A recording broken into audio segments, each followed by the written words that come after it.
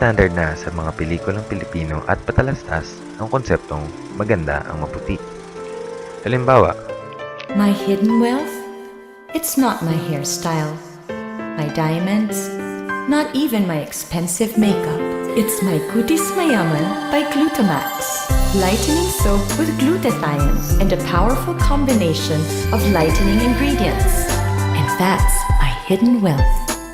Kutis Mayaman by Glutamax. ang mga patalastas na tulad nito ay nagtatanim sa utak ng maraming ordinaryong Pilipino na pangit ang pagiging kayumanggi.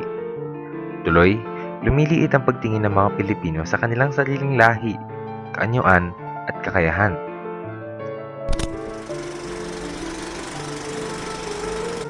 Hindi buo ang pelikulang Pilipino kung wala ang bakbakan, iyakan, sayawan, kantahan, at tawanan.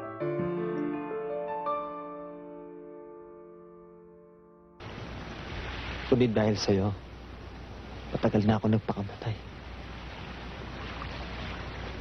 Nabubuhay lang ako para sa'yo. Gabriel!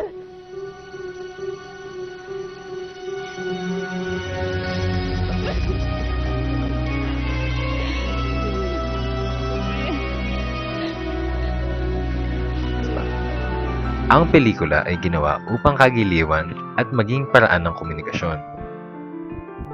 Subalit hindi dapat ito gawing pang-aliw o pang-palipas oras lamang. Dapat makita rin natin ang mensaheng ipinapaabot ng pelikula, nang sa gayon, maging makaubuluhan ang ating panonood.